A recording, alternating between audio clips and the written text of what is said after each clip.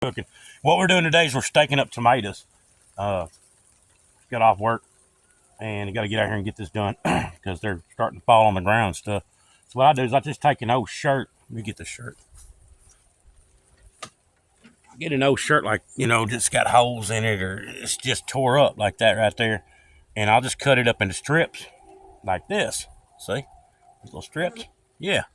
And then come along here and just stake her up. If she's leaning over pretty hard like this one way over here, see, we'll get her up here too.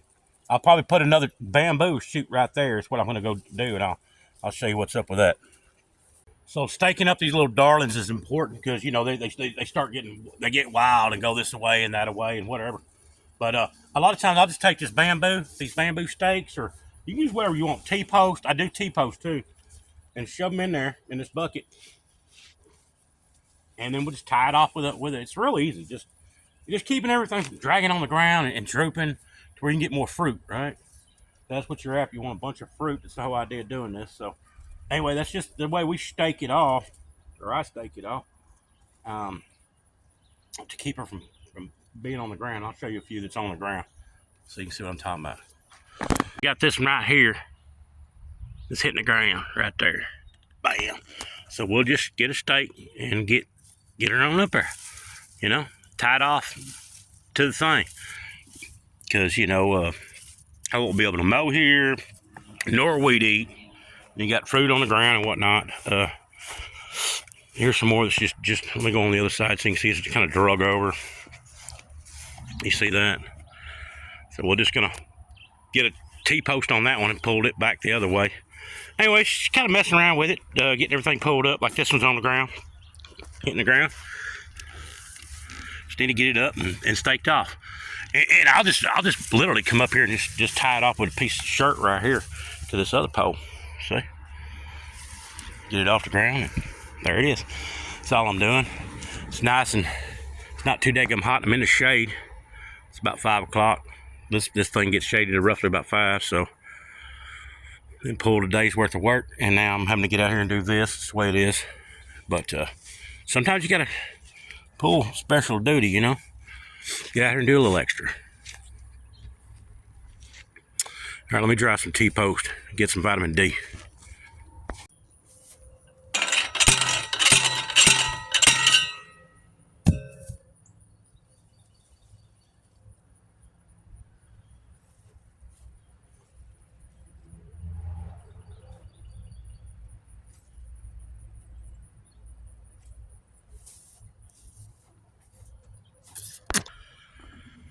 So yeah, you can use some bamboo, T-post. Your whole goal and the whole thing is just getting everything off the ground and kind of tie it up like this, Get it up there, get as high as you can get it. That way we'll get some more fruit going on. Look, we got blooms way the heck up here, and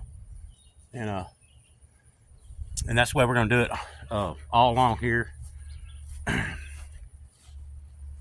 not too terribly hot, intolerable anyway. It's not that bad, but yeah, we'll get this knocked out and I'll feel better about it than just laying on the ground and it's all like, possibly getting ruined, So it's something you do. Just stake them up. I'll show you up front this concrete wire that I have for next year. I actually bought it like 2-3 years ago. I think it was 2 years ago.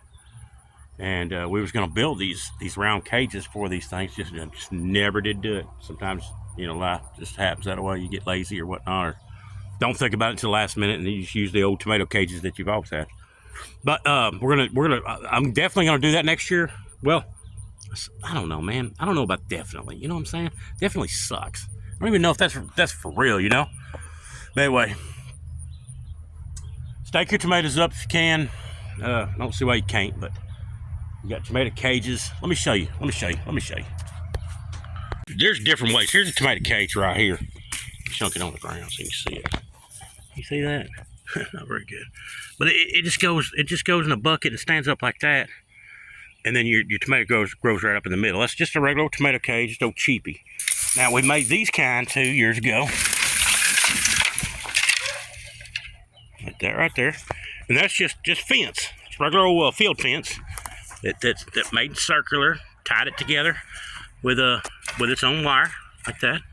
Tomato grows right in the middle. All right. Then of course you got all these stakes and stuff you use to prop everything up to keep the wind from blowing it over.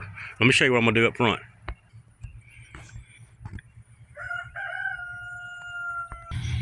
All right, so here's the front raised beds, and see now up here they're just kind of caged off, and I'll put another cage on the other side if it ever needs to be like that. But these up here are the homestead type, so I didn't want them cross-pollinating. Here's one right there. So I didn't want them cross-pollinating. The ones in the back are Pace, Amish Pace. There's what I'm gonna use next year. I think it's like 5 foot. That's that concrete wire that if you're pouring a cement slab, or like a driveway or a sidewalk or whatnot, you just roll it out and cut off what you need. And that's high dollar too, by the way. That stuff was expensive, and that's 2 years ago. Ain't no telling what it is now. Here's just regular field fence right there, but this is a little bit taller.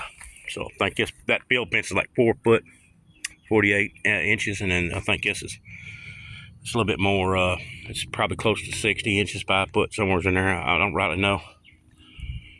That'll be next year's, possibly. Not definitely, possibly. I appreciate y'all watching the video.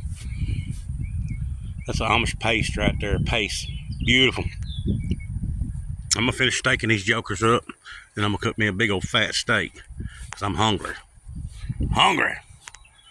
Y'all have a good week.